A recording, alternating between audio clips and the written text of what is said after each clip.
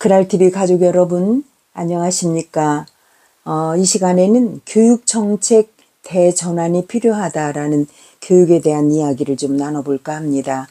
저도 교육계에 42년 4개월을 헌신하고 이제 나온 사람으로서 오늘날의 그 교육에 대해서 상당히 걱정이 되고 많은 고민을 하고 있는 사람입니다. 충청예술문화 11월호에 수필가 오명성 씨가 썼는데요. 공감되는 부분이 많아서 같은 생각을 하고 있구나, 그런 생각으로 한번 여러분과 함께 읽어야겠다라는 생각이 들어서 읽어보도록 하겠습니다. 최근 신문을 보면 전국 대부분 지역이 학령 인구 절벽에 몰리고 있다고 한다. 한국교육개발원에서 2024년 초중고 학생 수 추계를 보정해 2024년부터 2029년까지 발표한 예측치에 의하면 초등학교 1학년 학생 수는 34만 7,950명으로 2학년 학생 수 38만 5,034명보다 3만 7,984명이 적을 것으로 추산했다. 또 전국 초중고 학생 수는 2029년이 되면 금년보다 86만여 명 가까이 급감하여 427만 5,022명으로 추산했다.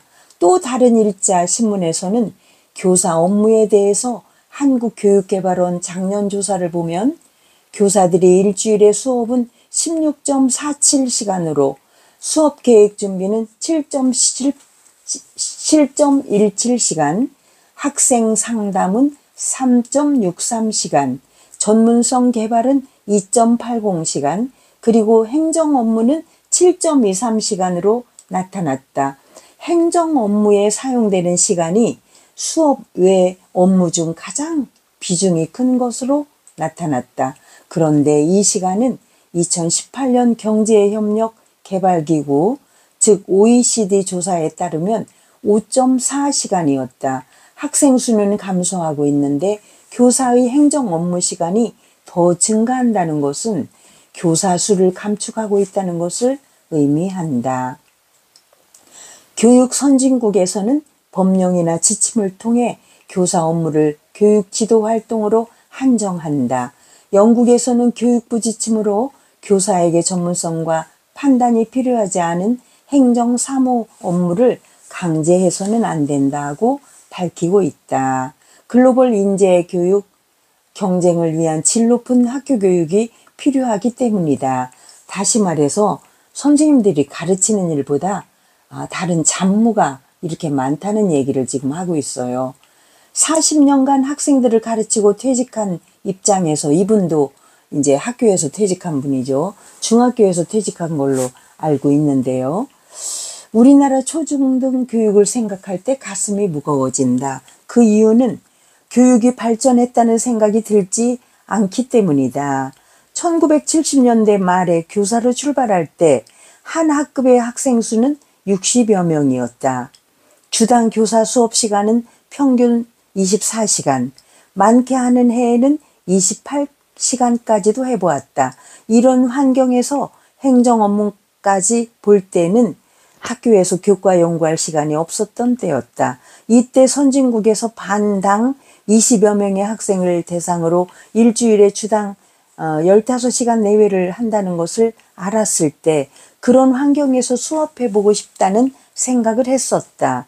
그 이후로 국가가 부강해지면서 한 학급의 학생 수가 90년대는 50명, 2000년대 들어서 학급당 인원이 40명, 35명, 30명으로 감소하면서 교사 주당 시간도 16시간 전후로 되었다. 제가 교사로 수업을 하면서 학급당 23명의 주당 12시간을 해본 경험이 있다. 나는 이때 교육의 질을 향상하기 위해서는 많은 교육 이론보다 교사 근무 환경이 더 중요하다는 것을 실감했었다. 더 많은 교과 연구, 학생 개개인에 대한 특성 파악, 수업 시간에 대한 학생 개개인이 무엇을 어려워하는가를 느낄 수 있었고 지도할 수 있었다. 그런 과정에서 학생과의 정서적 교감이 학습 효과의 시너지를 이룸을 경험할 수 있었다. 나는 지금도 그 수업했던 시절을 그리워하고 있다. 물론 제자들도 비슷한 생각을 하고 있었다. 전년도 모 중앙 일간신문에서 실시한 한국의 최대 인재상 과학 부문을 수상한 제자, 미국 대학 교수로 재직 중, 그가 나를 초대해서 식장에서 그 당시에 선생님의 수업이 자신을 이 자리에까지 있게 했다고 말을 하고 있었다. 그 당시에는 빨리 학생들을 만나 수업을 하고 싶은 생각이 들기까지 했었다. 지금 학생 수가 감소하기 때문에 일선에서 학생들을 가르친 경험이 없는 교육부 행정관리들은 교사 수를 감소하고자 하는 생각을 제일 먼저 할 것 같다. 어쩌면 이미 각 시도교육청에 이런 내용의 공문을 보내서 진행하고 있을지도 모른다. 지금 우리는 선진교육부로 갈 절호의 기회에 직면하고 있다. 교육부 관리들이 지금 꺼내야 할 화두는 교사 1인당 몇 명의 학생을 가르치는 것이 가장 효율적인가? 교사가 일주일에 몇 시간 수업을 하는 것이 가장 수업 지도에 효율적인가? 학교 교육에 대한 행정 업무는 수업하는 교사에게 맡기지 않고 해결하는 방법은 어떤 방법이 있을까? 이런 것들이다. 즉 학생 수가 감소함에 따라 기존 기준에 따른 교사 수급의 감소가 아니라 새로운 환경을 만들어내는 기회로 삼아 기준을 재정비해야 한다. 이런 정책 전환이 그 어떤 교육 이론보다 더 선결된 조건이고 교육의 신뢰와 학원으로 간 것을 되찾아오는 지름길이다. 학교가 불신을 받게 된 이유 중 가장 큰 것은 주당 과다한 수업 시수와 지나친 수업 외 업무, 학급당 과밀 학생 수로 학생들에게 관심을 갖기 어려운 환경 때문이었다. 참고적으로 제 교육 경험으로 볼 때 교사 1인당 학생 수는 10명 내외, 교사의 수업 시수는 12시간 내외, 그리고 교육행정 업무는 임용고사를 보고 합격한 신임교사를 학교 크기에 따라 적정 인원수를 더 배치하여 2, 3년 근무한 후 교과 수업을 하게 하는 것이 행정 업무를 통해 학교 문화를 이해할 수 있고 교과 지도에 대해서도 선배 교사들과 자연스럽게 직간접 지도를 받게 됨으로써 보다 높은 교육을 할 수 있게 되리라고 본다. 그러나 이런 변화 없이 또 다른 교육 이론으로 교육 행정을 실시한다면 이전처럼 또 실패할 것이 분명하다. 여하튼 지금 우리는 교육 정책에 대한 대전환이 필요한 시기이다. 결론적으로 이야기를 한다면요. 지금 학생 수가 감소한다고 교사 수를 줄이면 안 된다는 거죠.